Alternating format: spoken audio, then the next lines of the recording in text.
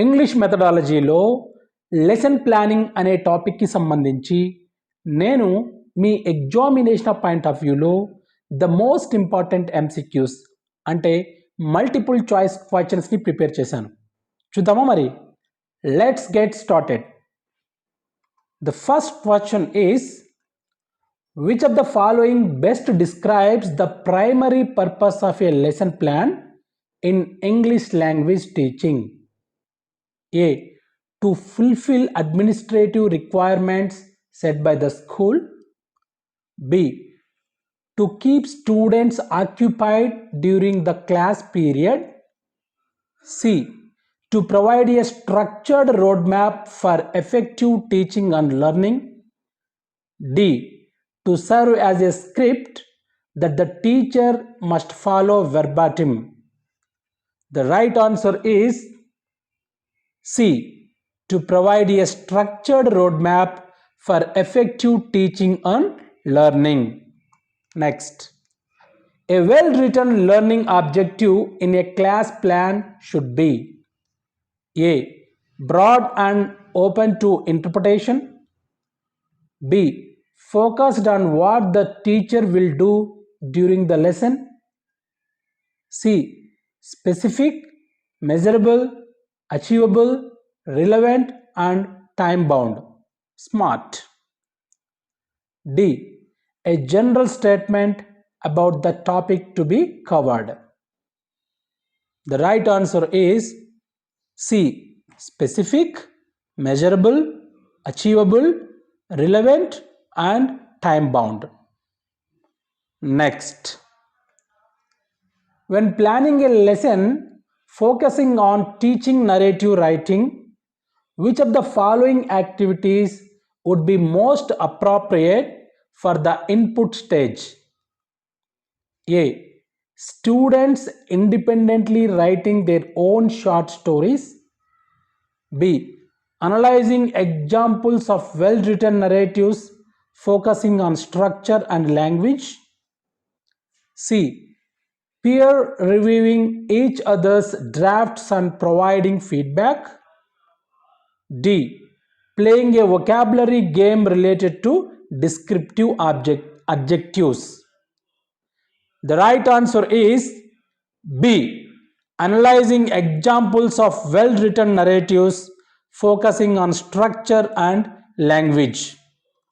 Next, in the procedure section of a lesson plan, it is crucial to In the procedure section of your lesson plan, it is crucial to A. List all the materials required for the lesson. B. Describe the teacher's personal reflections on previous lessons. C. Outline the step-by-step sequence of activities and interactions. D. State the overarching goals of the entire unit. The right answer is C. Outline the step-by-steps sequence of activities and interactions.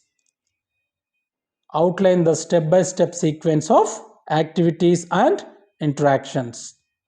Next, which of the following assessment methods is most suitable for gauging students' ability to use newly learned vocabulary in context at the end of a lesson? I repeat, which of the following assessment methods is most suitable for gauging students' ability to use newly learned vocabulary in context at the end of a lesson? A. A multiple choice quiz testing definitions of the words. B. Asking students to write sentences using the target vocabulary. C. A true or false exercise identifying correct and incorrect usage. D. Simply observing students' participation in class discussions. The right answer is B. Asking students to write sentences using the target vocabulary. Next, differentiation in lesson planning primarily caters to A. Ensuring all students complete the same tasks at the same pace. B. Addressing the diverse learning needs, styles, and abilities of students. C.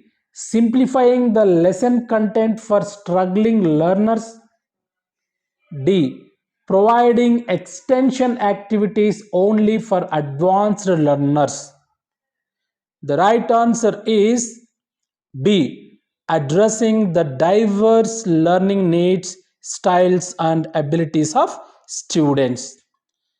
Next, which planning a lesson based on the communicative language teaching approach? The primary focus of activities should be on. I repeat, when planning a lesson based on the communicative language teaching CLT approach, the primary focus of activities should be on A. Grammatical accuracy and error correction. B. Fluency and meaningful communication. C. Memorization of dialogues and vocabulary lists. D. Translation between the students' first language and English. The right answer is B. Fluency and meaningful communication. Next, which element of a lesson plan typically outlines what the students will be able to do by the end of the lesson? A. Materials and resources. B. Learning objectives or outcomes. C. Procedure. D. Assessment. The right answer is B. Learning objectives and outcomes. Next, integrating technology into a lesson plan for English language teaching can best enhance A. The teacher's control over the classroom environment. B. Opportunities for authentic and engaging learning experiences. C. The amount of time spent on individual grammar exercises. D. The reliance on traditional textbook based activities. The right answer is B. Opportunities for authentic and engaging learning experiences. Next, the consolidation or wrap up stage of a lesson plan is important for A. Introducing new concepts and vocabulary. B. Providing detailed explanations of grammatical rules. C. Summarizing key learning points and reinforcing understanding. D. Assigning homework for the next class. The right answer is C. Summarizing key learning points and reinforcing understanding. Next, a teacher is planning a lesson on persuasive writing. Which of the following would be an effective input activity? A. Asking students to write a persuasive essay on a topic of their choice. B. Analyzing different examples of persuasive texts, identifying persuasive techniques. C. Having students debate a controversial topic without prior preparation. D. Giving students a list of persuasive vocabulary to memorize. The right answer is B. Analyzing different examples of persuasive texts, identifying persuasive techniques. Next, in a lesson plan for teaching listening skills, The while listening stage should primarily focus on A. Pre-teaching vocabulary that might appear in the audio. B. Students completing tasks while they are actively listening to the audio. C. Discussing students' opinions and reactions after listening. D. Transcribing the entire audio passage word for word. The right answer is B. Students completing tasks while they are actively listening to the audio. Next, which of the following is not typically considered a key component of a standard lesson plan? A. Learning objectives. B. Materials and resources. C. Teachers' personal anecdotes. D. Assessment strategies. The right answer is C. Teachers' personal anecdotes. Next, when planning a lesson for a multi-level English class, the teacher should A. Teach the same content and expect the same outcomes from all students. B. Group students strictly according to their proficiency level for all activities. C. Incorporate differentiated tasks and support to cater to varying abilities. D. Focus primarily on the needs of the most advanced learners to challenge them. The right answer is C. Incorporate differentiated tasks and support to cater to varying abilities. Next, the term learner autonomy in lesson planning refers to A. The teacher having complete control over the lesson content and delivery. B. Students taking increasing responsibility for their own learning. C. The classroom being entirely student-led without teacher guidance. D. Students being allowed to choose whether or not they participate in activities. The right answer is B. Students taking increasing responsibility for their own learning.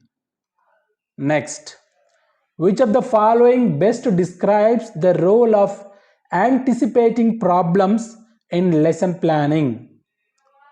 A. Predicting potential classroom management issues and planning strategies to address them. B. Foreseeing the exact questions students will ask during the lesson.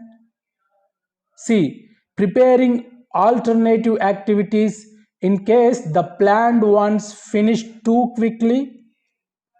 D. Guessing which students will struggle and pre-selecting easier tasks for them. The right answer is A. Predicting potential classroom management issues and planning strategies to address them. Next, when evaluating the effectiveness of a lesson plan after its implementation, a teacher should primarily reflect on A. Whether they covered all the planned content. B. How well the students achieved the stated learning objectives. C. The amount of positive feedback they received from students. D. Whether the lesson adhered strictly to the planned timeline. The right answer is B. How well the students achieved the stated learning objectives. Next, in a lesson plan focusing on teaching grammar inductively, the teacher would most likely A.